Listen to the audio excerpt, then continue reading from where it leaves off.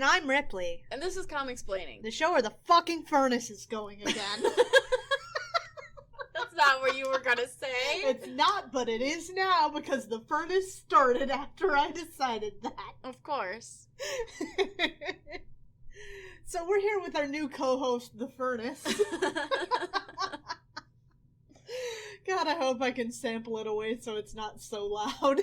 Well, it is very cold outside, so I appreciate the furnace's hard work. Yeah, it's either in the single digits or the low teens, I'm not sure. It's in the teens. Yeah, okay.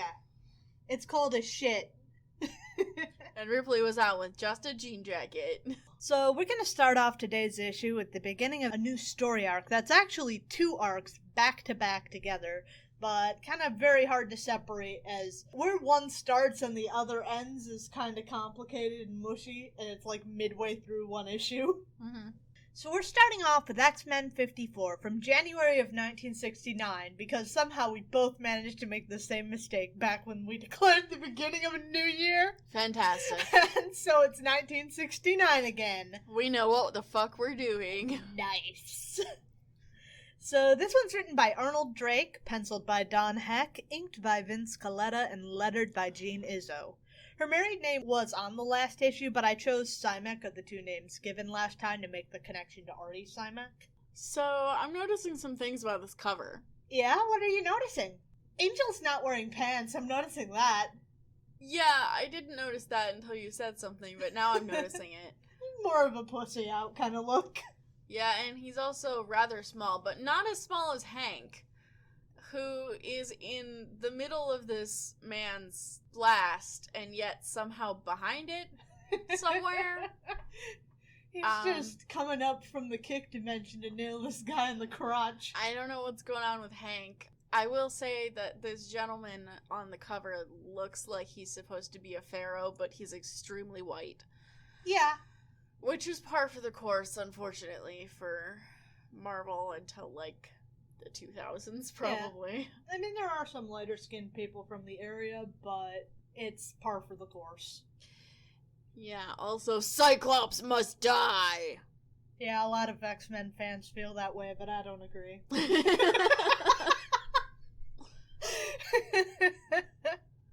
Okay, so go on. Anyway, the issue starts on an intriguing sting. Cyclops alone in some sort of museum exhibit on ancient Egypt. Two police officers hold him at gunpoint, declaring that he's under arrest for murder. This is a recurring theme for him. Yeah. Being arrested for murder. Arrested for murder and just having problems with the cops in general. True. This comes up a lot with specifically him. Mm-hmm. Anyway, so how did we get here? Scott's kind of wondering that himself, and I feel like he should know this because he was there, but it makes for an easy writing device, so sure. It all started when Scott went to attend the graduation of his little brother. That's right, he has a little brother. He brought the rest of the X-Men with him, probably because they were all shocked over Scott's sudden revelation that he had a brother. Mm-hmm. First I'm hearing of Yeah. it. Alex Summers, who is someone he hadn't mentioned at all to this point.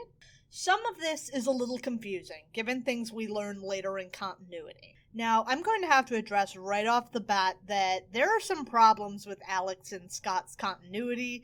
There have been a lot of retcons, but this is significant enough that we kind of have to head them off at the pass. You may have noticed that the X-Men are being written both older than I've addressed them to be and older than they're shown to be later in continuity when they're kids. Now, I don't have confirmation on this, but I suspect this is an issue with how we consider Marvel time to work now and how it was being written in the Silver Age, where a little more time seemed to pass. And as we got later in Marvel continuity, time sort of started to dilate, and in response, there have been a lot of retcons in regards to ages. Hence, we have Scott both earlier being called a teenager and his younger brother here graduating from college. Now, what we do a lot of the time to address these issues, along with the forward march of time, is we spin things out to be as close as possible to be to the later retcons of things. The Vietnam War may become the War on Terror. Maybe here we say Alex is graduating from high school. I don't know. I still think that puts the X-Men a little older than they should be, but since the difference in Alex and Scott's ages is also inconsistent, we can swing it. There's also this issue with Scott and Alex's continuity with regards to their relationship. Now, here they're shown to be very close, pretty much, but not only is that kind of inconsistent with the text we've read so far, in which Scott has never mentioned Alex, so that doesn't seem totally consistent, but the problem mostly starts later. Now, you may remember that Scott came from an orphanage. Later in continuity, there are some implications that in the orphanage he barely remembers his brother, for reasons that we're not going to address until that point in time. It's never really been addressed at which point Scott came to remember him, but there's clearly a point. Now, there are a few things that are impossible to no-prize. I don't think we've ever explained no-prizing, but no-prizing is when you come up with an explanation to explain away some kind of problem in the comics. And they call that a no-prize in a lot of the letters pages in this old stuff. Huh, I've never heard of that. Yeah, if you ever read the letters pages, you'll see it a lot. Most of the ones on Marvel Unlimited don't have the letters pages, so a few do, but not many. Is the implication there that even if you come up with something plausible, you don't get a prize for it? I think so. Okay. Or I think it's you get a prize of acknowledgement, but no kind of compensation. Okay. So the assumption I work on is that at some point Charles helped Scott cement his memories of his little brother a little better than they were, and at some point they reconnected. Now, these explanations also don't entirely work, but we kind of had to kludge some fixes together when you're reading decades and decades of comics with tons of different writers. You just gotta do what you gotta do to make it kinda sorta work. Anyways, moving on, we now find that Alex has been a rather exemplary young man. Third in his class, athletically gifted. Now, we're told that this has to do with him being a mutant, but I really don't think that it does, given that his mutation has nothing to do with physical strength, but sure. Maybe his secondary mutation is being good at track and field. Right, being beefy. With the graduation ceremony over, Scott introduces his brother to his friends, which was good of Alex, really, to give his brother a +4. Alex excuses himself momentarily to head off to his dorm room, assumedly to change, to head off with the X-Men for a bit to celebrate, but as soon as he crosses the threshold, he's ambushed by some guys working for a guy named the Pharaoh. Now, given that, I think you can spin out for yourself how these white guys working for a man called the Pharaoh are dressed. At least that's how they're colored, but given that their names are Malik and Baresh, they may actually be very light-skinned folks from the Middle East or North Africa. It's possible. It maybe is just bad coloring. They quickly shove a ring that releases sleeping gas right in Alex's face and quickly abduct him. The X-Men begin to wonder what is keeping the young Mr. Summers and head off to his dorm, where they find the room in complete disarray. Given that the fight was just about nothing and over before it began, the room is a mess, I guess Alex is just untidy. But they are alarmed by this, and Jean immediately begins a mental search for the young man, assumedly trying to find him before his attackers get too far away. Alex lays still, shackled to some sort of Egyptian altar or something, and we find, apparently, the Pharaoh standing over him. He proclaims that Alex has the blood of the Egyptian pharaohs running through his blood. This raises some questions for sure, but he quickly elaborates that all of the pharaohs were mutants. Okay. Shocking if true. Though in Marvel canon, there's at least some small basis for this, which we will not get to for 20 years. Yeah. The Pharaoh has confusingly declared that for this reason, Alex must die. I guess he doesn't want any competition for the throne, but if that's true, he's got a big job ahead of him to claim this job description that doesn't exist and hasn't existed since 30 BC. Right. So he raises his scimitar high over Alex, readying to stab it into him. That's not a scimitar. I don't know what the fuck it is, but it's shown later to be a little more curved, so I'm calling it a scimitar. It's double-edged. I don't care! Scimitars are single-edged. Fuck you, what is it then? It's an athame. A ritual athame. Okay. Hang on a second, let me go back in my fucking script here. He raises his athame, his ritual athame, over Alex, readying to stab it into him. Thank you. Anytime. Between this and the ballista from last episode, I'm just establishing myself as someone who knows a lot about, like, ancient forms of weaponry, and I don't. But I apparently know more than you, so... Yeah, well, you're more into that than me. In the nick of time, the sword is blasted from his hands. The Living Pharaoh, he changed his name now. He is now the Living Pharaoh rather than the Pharaoh. But anyway, he's surprised and unhappy to have found more mutants. I don't know at what point he found a spear, but regardless of that, he chucks it at the X-Men. Is that a spear? Can I call that a spear? Is that alright? Yeah. Cool. They begin to fight, though at least for the moment the Pharaoh's henchmen seem to have deigned to stay out of it. Either that or they completely changed color schemes for this page, which was what I think happened. I got pretty confused there for a minute as Beast kicks a guy with the same color scheme as the Pharaoh in the chest, declaring it a family dispute. Speaking of Beast, he is also pretty annoyed that the Pharaoh keeps calling his powers magic when he literally just said he was a mutant. Of course, given the existence of magic in Marvel, it could be both, but I'm not sure I'd buy him as a magic user, given how much his story is about mutant shit. Mm-hmm. The Pharaoh, outnumbered and finding the X-Men to be more of a challenge than he'd hoped, drops a smoke bomb, which he also calls magical, and rushes through the smoke to the side of the room where he releases more of his henchmen from sarcophagi. Maybe... That's a lot, but maybe the whole magic thing... Like, maybe he doesn't actually think that it's magic. It's just magic. Part of his weird LARPing. You know, that's not a bad idea. Like, he knows it's not magic, but, you know, for the sake of staying in character. You know, apart from when he breaks character. Right. Anyway, he's finding the X-Men to be a little more of a challenge, so he lets his smoke bomb go. He releases his henchmen from sarcophagi.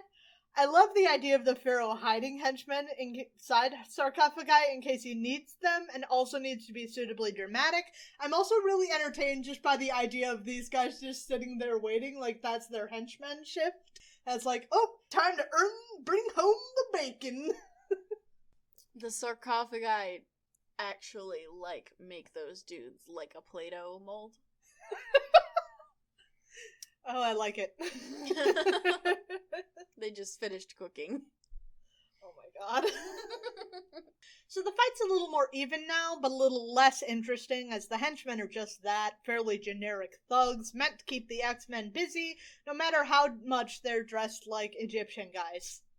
So they can't all dogpile on the Pharaoh at once, though, that's the whole point, and it keeps Beast, Angel, and... That's a scimitar.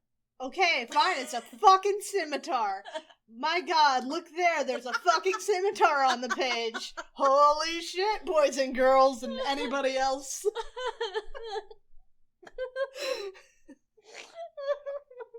So Beast, Angel, and Iceman are occupied while Marvel Girl and Cyclops face off against the Pharaoh.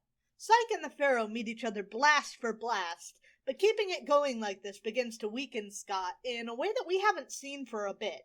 Maybe eventually any amount of release will get to him, he just has more endurance now. But anyway, he tags Jean in and she brain blasts the Pharaoh, but it doesn't quite work as the Pharaoh somehow uses sound waves to somehow bounce her mental beams back at her.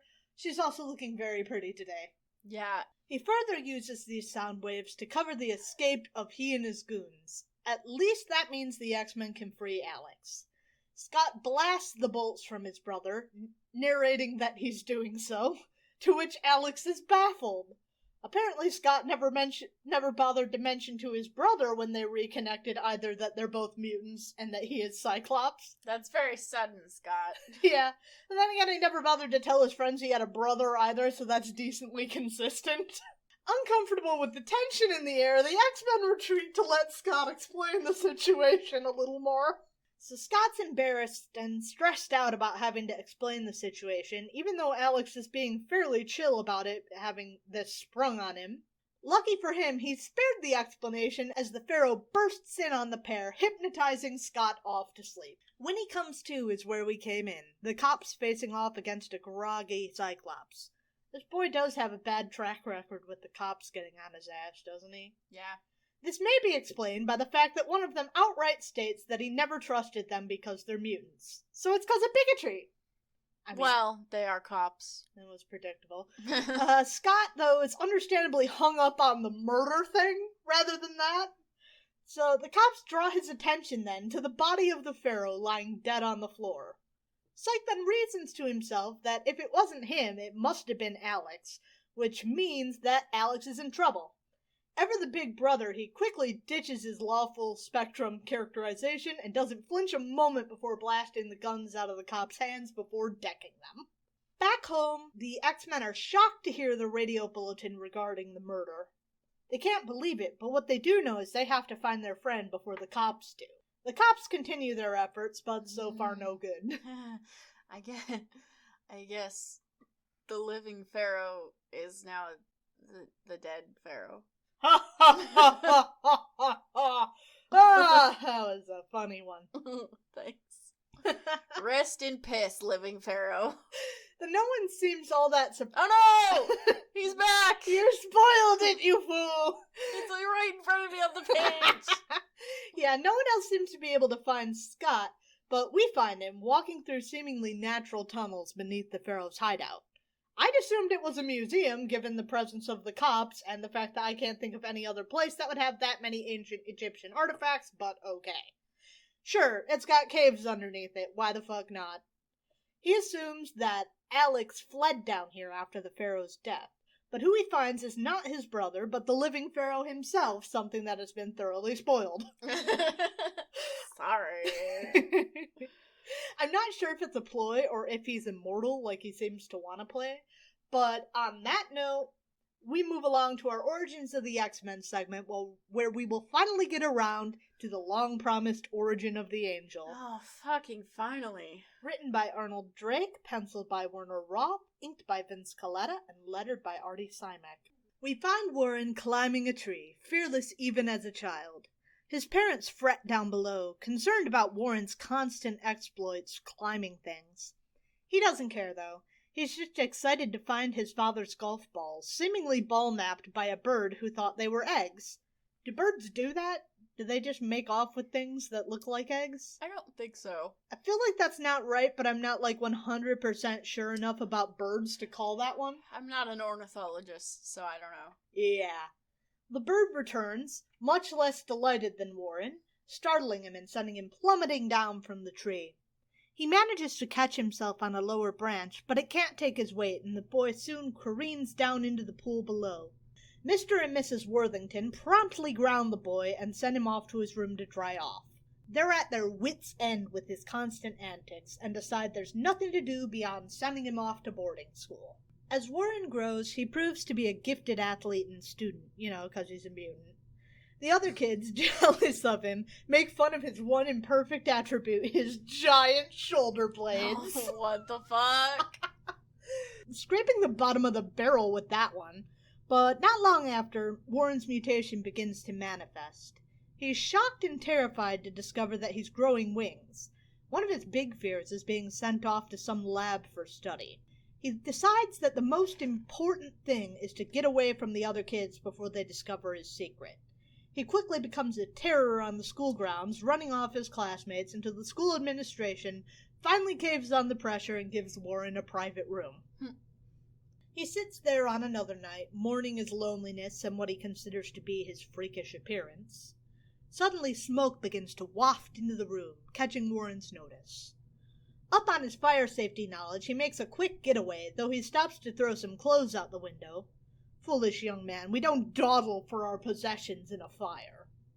He jumps down towards the ground, catching himself with his wings, seemingly the first time he's tried to fly with them. Safe down on the grass below, he readies to change when he hears alarmed cries from above. His classmates are still trapped in the burning building. He's still concerned about other kids seeing him, but it doesn't stop him from knowing he has to rescue them. Apparently his fear does mean that he has to change into a disguise first. In the theater storeroom, he puts together an angel costume, by which I mean a nightshirt and a terrible wig. Meanwhile, his classmates are still trapped by the fire. Priorities, Finally, he flies over to the window, and luckily his classmates are still alive, so he lowers them to the ground with a rope. He then flies off to change back into his bedclothes, secret intact. With that out of the way, we're going to move on to X-Men number 55 from February of 1969. Written by Roy Thomas. Yes, they changed writers in the middle of the arc again. Great. I love that. Layouts by Don Heck and pencils by Werner Roth. Inked by Vince Colletta and lettered by Gene Izzo. I didn't know that the radioactive man was in this. Yeah, there he is. There he is. That's him. It's just like Bart. Yeah. We open where we left off, the living Pharaoh actually alive, and Cyclops facing him in confusion, having been framed for the Pharaoh's murder. The Pharaoh revealed that the ruse was the plan all along, as he apparently decided that Cyclops should be one of his servants. Okay. Predictably, Psyche is not all about that. The Pharaoh blasted him with some kind of ankh that is also a gun of some kind. Or maybe a conduit through which the Pharaoh channels his power. I'm not sure. It's a gonk. A gun-onk. A gonk? A gonk. A gonk is a droid in Star Wars. It looks like a trash can and It's walks spelled around. different. It's spelled different. Words can be more than one thing. Not true. I don't believe that. Fake news. So anyway, Scott dives out of the way and quickly takes the Pharaoh down with a ricochet shot. He then pulls out his trademark headbutt to the dick. Woohoo! Bringing it back. We don't get to see the Pharaoh's reaction, which I would like to see his reaction to being headbutted in the dick, but instead we turn back towards the city. What if Scott had butted you in the dick and then opened his visor? Holy shit, your dick is just gone, man.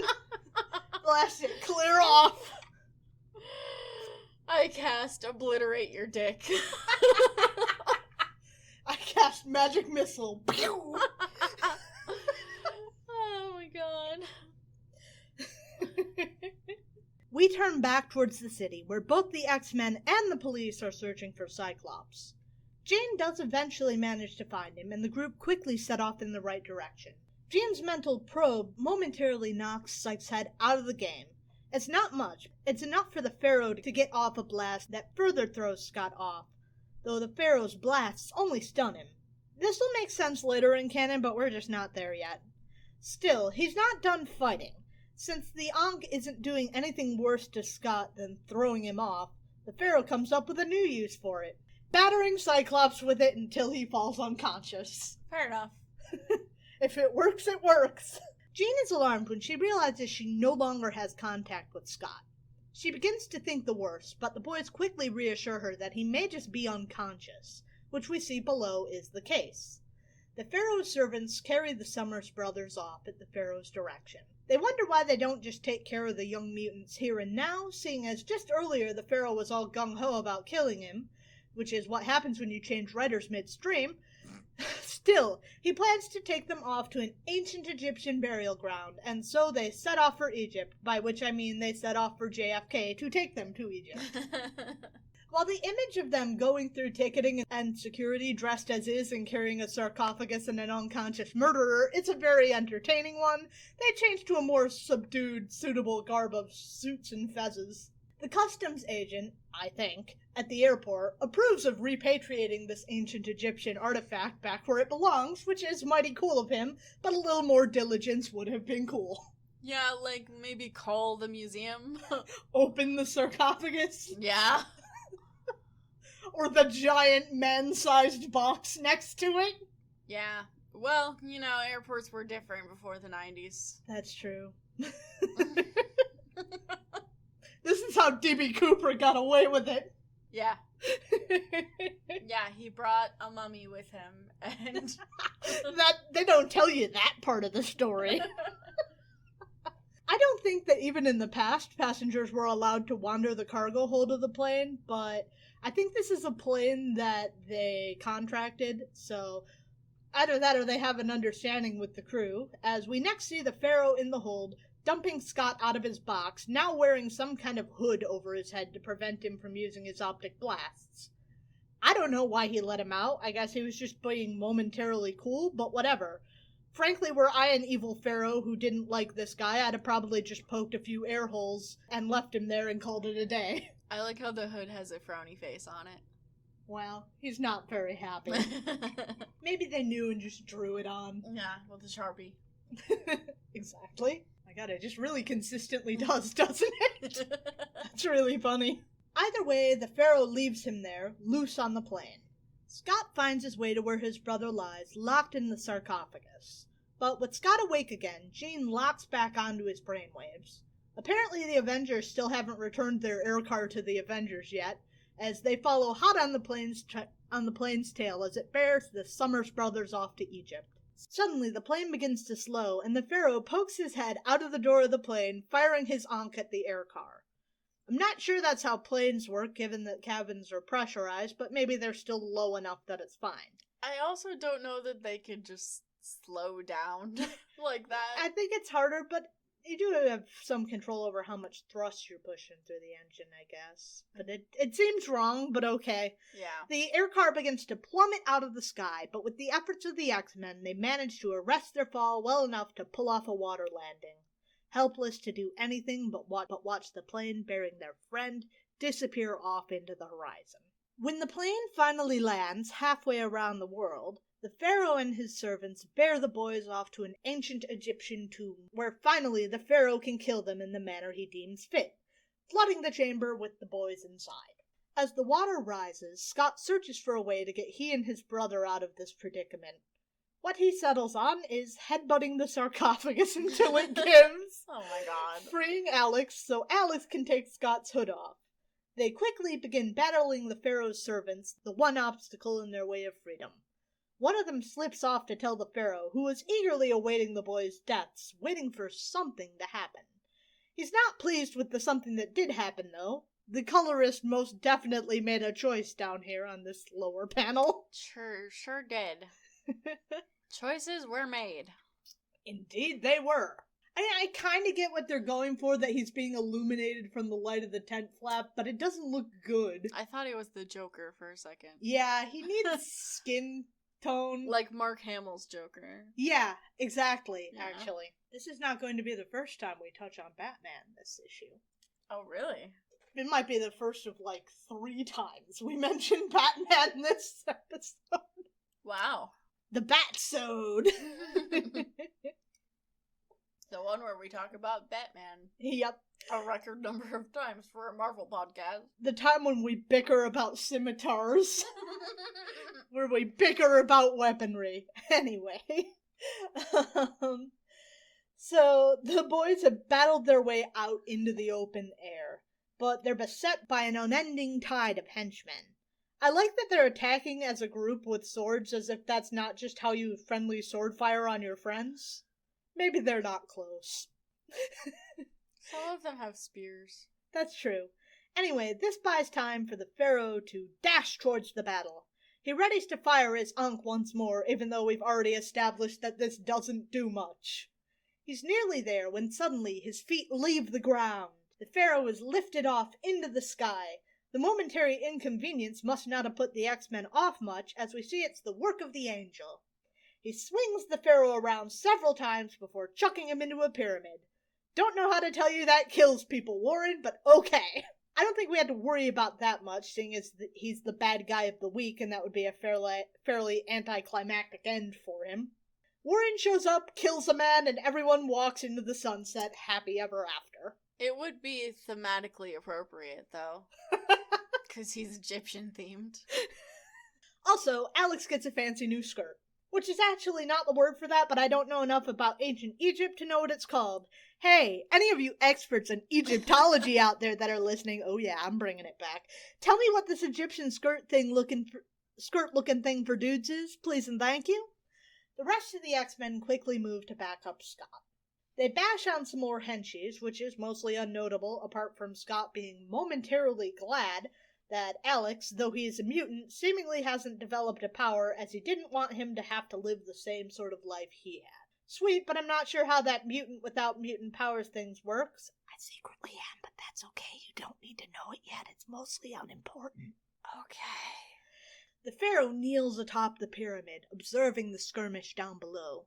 Somehow, them talking about Alex being Cyclops' sibling must have carried all the way to the top of the pyramid.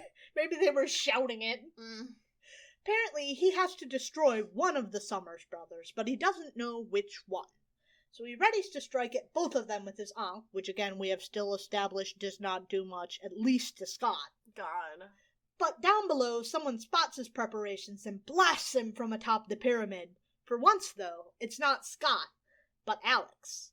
The pharaoh topples off the pyramid, but Angel catches him once more, even as the pharaoh orders his servants to flee for the moment. That done, though, the focus is all on Alex, who is still in a state of shock over what just happened.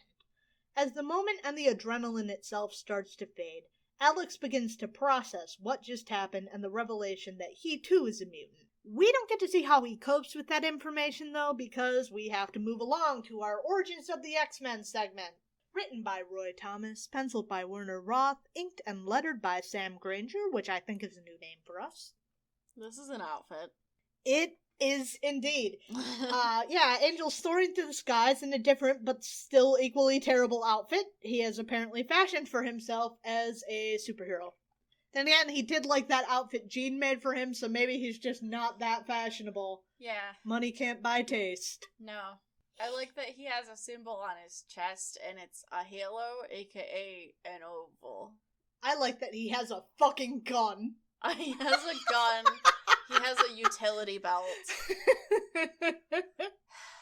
There's a lot happening here. That's a new look for him. Apparently his gun only fires gas pellets, and he puts it to work against some warehouse burglars. Triumphantly, he announces his doings to the cop, announcing the Avenging Angel's good deed. Only then does he realize he didn't get them all. Oh my god. So he chases down the guy who got away, decks him, and then draws a halo on the wall. Once the cops finally scoop up the criminals, they do notice the halo but wave it off as nothing. It's a kid gang. Well, yeah, it's an oval. Later on the news, they announced the criminal bust, and they even mentioned that one of the guys, the last guy Warren hit, who saw him up close and personal, saw a guy with wings, but he was partially deaf, so he didn't hear Angel's proclamation that he was the Avenging Angel, and also he's a pathological liar. Fantastic. Of all the bad luck when you're trying to get your superhero presence out there, you pick a partially deaf pathological liar. I love these origins are amazing. Like, Scott was like he was running from the cops. Bobby was like almost lynched. Hank got blackmailed by the conquistador, and Warren tried to be a superhero.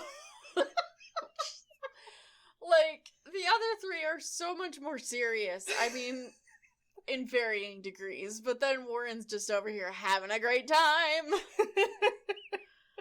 Living his dreams. Well, he came from money, that's just how it works. True. We get a brief explanation about how Warren got his apartment and gas gun, but it's mostly just, I got these things.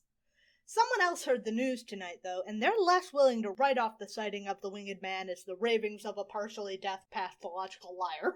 The X-Men, which for now are just Bobby and Scott, are intrigued by the sighting, and Charles, ever the mental eavesdropper, quickly locates the young man. I don't know if it's just the composition of the panels, but they do look younger here. Yeah, I think fairly quickly you have to realize, oh shit, this time thing isn't gonna work out. Right. So, for once, Charles acknowledges that there aren't just evil mutants and good mutants, which is a first for him, but he decides that they are indeed going to investigate the matter. The next evening, Angel skulks on a rooftop, watching a crime down on the streets below like he's fucking Batman. I told you! Thieves are robbing an atomic research institute, because we gotta keep it Silver Age. And in the Avenging Angel's eyes, that seems like a great bust to make if you want publicity. One of the thugs shoots Warren's gas gun with his real gun. Warren then dives into the gas to catch it. He's suddenly not feeling so hot, but he manages to collect the vial that the thugs were after. Resolving to turn it in tomorrow, he heads for his apartment, surprised to see it full of people awaiting him. They explain why they're here, but Angel isn't jazzed about it. He doesn't want to be one of a group. He wants all the attention and prestige of being a solo operator. 'Cause he's rich. Yup. We're gonna have to wait until next time, though, to see how this pans out. We are on to X-Men 56 from March of 1969. Written by Roy Thomas, inked by Tom Palmer, which I think is also a new name for us, lettered by Herb Cooper. Every time. Every fucking time. And I saved the penciler for last because I have some things to say about that. So I mentioned Batman a minute ago, right? Yeah. Well, the penciler for this is Neil Adams, who I think had a fairly renowned run penciling Batman. I also wanted to mention him because the Roy Thomas-Neil Adams partnership run has some of my favorite art in the X comics all around. He's got this trippy, psychedelic, and fun shit going on, and his paneling was really revolutionary at the time compared to everything else we've been reading so far, so I'd say it's fairly ahead of its time. Sounds cool. I'm excited. Yes, the X-Men are flying in their air car, searching for someone they can turn the Pharaoh over to. The Pharaoh's being a rather good sport about this, but then I guess what choice does he have? I imagine he doesn't want to crash to the ground fighting the X-Men. No. So they find a fairly impressive-looking excavation site and decide that surely a bunch of archaeologists serve as the law around these parts. I'm pretty sure Egypt has Cops. like government and cops. Methinks they just want to get out of here. Here, have fun with the criminal, we're out. Yeah. They touch down, but everyone can see that despite the impressive view from above, there's no one in sight. The X-Men decide to investigate the ruins, still hoping to find someone. Alex is still understandably freaking out about the revelation of his mutanthood, worried that any movement could unleash that power once more. The Pharaoh gets all braggadocious about all that power, and he's still definitely looking for some way to kill whichever of the Summers brothers it is that he needs to kill. But the X-Men pay it little mind, at least for the brief moment of peace they have before it all goes to hell. Jean has only the briefest of warnings before a blast explodes out at the whole group. Despite Alex's anxiety, though, the blast was not from him. No, instead the Pharaoh's henchmen burst out of the tomb, wielding some kind of concussion gun, the X-Men having unwittingly stumbled into the very location the Pharaoh sent his men off to. They're down, but not out, or at least Scott isn't. He starts firing off at the bunch before one of the henchmen hits him with their car. I'm assuming it's their car and not just the X-Men's stolen air car, by which I mean the Avengers' air car. But I'm still not entirely sure on that point. Beast is also up and about and looking to avenge his friend, but the Pharaoh doesn't care that much about this confrontation. No, he's back on his kick about killing Alex, and orders his men to scoop up the young man off the sands. With the X-Men still mostly out of it, the Pharaoh and his men make off with the younger Summers brother. The X-Men still make their best attempt to stop the getaway, but before too long the Pharaoh is gone along with Alex, and the excavation site is silent once more, albeit without Angel, who, brave as ever, takes off after the air car. Of course he does. Well, at least he's not flying right at someone's fucking face. It isn't long before the Pharaoh's men spot the Angel on their tail. They fire off concussion missiles at him. Warren survives, but he tumbles earthward, and he's not the only X-Men in a bad spot.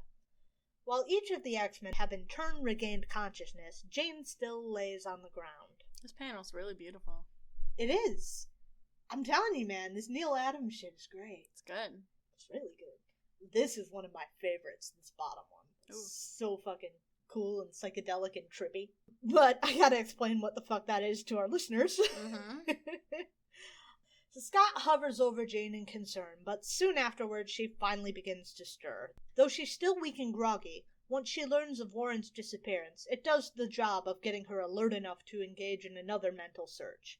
She scours the desert with her mind until she finally finds Warren, which is what's going on in this bottom panel. It's just like Jean sending her mind out across the desert, searching for Warren. Yeah. So she eventually does find him, as do we. It seems our feathered friend managed to pull himself together just in time to pull out of his dive. Keeping low to the ground this time to avoid the sight of the goon squad, he continues his tailing of the Pharaoh and co. When they all finally come to a rest, they're in yet another fucking temple. Warren continues his investigation, following the group into the temple. Inside, things aren't going so hot for Alex. Once again shackled, though this time in some kind of contraption, the Pharaoh begins to explain how no, Mr. Bond, I expect you to die, explaining his plans for Alex to Alex. He was once an archaeologist, you see, which I guess does explain how he knows where all these fucking temples are. Yeah. Things get a little weird here, but I'm going to do my best to explain it. Despite the fact that they're both mutants, some kind of cosmic energy somehow binds the pair together, and there's a limited amount of power to be shared between the pair. So as Alex's powers begin to awaken, the Pharaoh's powers begin to ebb. What are his powers? Being blasting white? sound waves, he was blasting at Scott. Oh yeah, that's true. He does all kinds of shit. Okay, fine.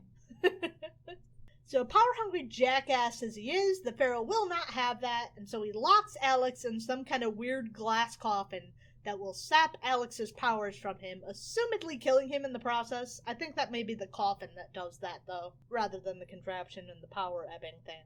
Now in possession of all the power, the Pharaoh begins to transform. Outside, the X-Men arrive in their X-car, I swear, even as Angel rushes outside to warn them of the goings-on inside. As far as warnings go, it's not a great warning as the Pharaoh suddenly bursts through the temple, supersized now. He snags Angel right out of the air before declaring himself no longer the living Pharaoh, but instead the living monolith. Apparently the X-Men aren't particularly intimidated. Cyclops blasts the monolith, taking him off guard enough that he releases Angel. Jean then encases the monolith in some kind of telekinetic hold. He's wearing a shiny silver mankini. That's the word for it, you're right. Yes, indeed he is. I guess he must have stopped to change when he started transforming. That's one of his powers. Power of mankini. Now that he has all of Alex's power, he can manifest mankinis. Yep. He couldn't do that before. This is kind of out of keeping with your Egyptian theme, but okay. It's fine, I guess. Whatever. He's not white anymore. He's gray now. Yeah, but that kind of gray that Marvel tends to use for black people. Exactly. You Or know. people of color in general, really. Right. Because they Unless they're highlighter yellow. Because they can't figure out brown for some reason. Yup. You mix colors together and eventually you get brown. But then Beast knocks the living monolith off his feet, unintentionally bringing Marvel Girl within reach. Inside the ruins of the tomb, Alex lies sweating in the coffin as it gets harder and harder to breathe. But he begins to think about the situation and wonders if he doesn't have some iota of the power to free himself from his situation. It came out before in a moment of stress, and the threat of suffocation is admittedly fairly stressful. His efforts begin to reawaken the power in him, drawing it away from the living monolith once more. The monolith is shaken and drops Jean to be rescued by Warren, but he's still weakening and even shrinking. A rumble fills the temple moments before the entire structure gives way. Scott does not take the news well, completely distraught about his brother's death. His friends rush to comfort him, but as the dust begins to settle, they notice a figure in the smoke. It's Alex, but he's still definitely freaking out now that he has all this power, and he still doesn't know how to control it, but that's where we gotta leave this story until next time. So, did he... He fucked up that temple and fucked up the living monolith. Yeah, he just, psychically ate him, basically. Either that or just blasted the shit out of him. I'm not entirely sure which. I think he might have knocked the temple on him, actually. Well, but the idea was that they were connected somehow and they shared power, right? Right, so now he has all the power. I don't think he's soaked up like the dude, but he has all the power. Okay. I don't understand how that works, but okay. Yeah, I told you it's a little weird, and I never stop hating it. But... And I also don't understand why these two mutants would be connected in that way. They're not related or anything. There's a reason, but we're not gonna get to it till the 90s. Sure. It's a thing. Yeah, well, so basically there's no reason now, but later they're gonna make up a reason. Exactly. Okay, gotcha. So we gotta move along to our Origins of the X-Men story to finish off the Tale of the Angel. I know that Bobby is made of snow in this flashback, but he looks like he's hairy. Yeah, he looks like a fucking Yeti. He does. He has shorts now, though. He does. Good job, Bobber. Written by Roy Thomas, penciled by Werner Roth, inked and assumedly still lettered by Sam Granger. Charles, as usual, hasn't taken Warren's refusal of the offer all that well and predictably orders his X-Men to capture the young mutant. Now maybe I'm supposed to see Angel as the aggressor here, but I'm with him. If he wants to stay in his apartment, by golly, they need to get the fuck out. Scott, still not so confident about the use of his powers, is holding back to avoid hurting their fellow mutant. But once Angel threatens Bobby, it's enough to spur Psyche into action, blasting the skylight over Warren to get him to back off Bobby. I mean, they did basically do a crime, breaking Break into his house. apartment. That means I can't stand crime! Right. I will defeat crime. Sometimes the crime comes straight to your apartment. Well, you know. Professor Xavier urges Bobby to grab the vial off of Angel's belt, to which Bobby announces what he's going to do aloud. Of course he does. Now properly forewarned, Angel knocks Bobber straight to Dreamland.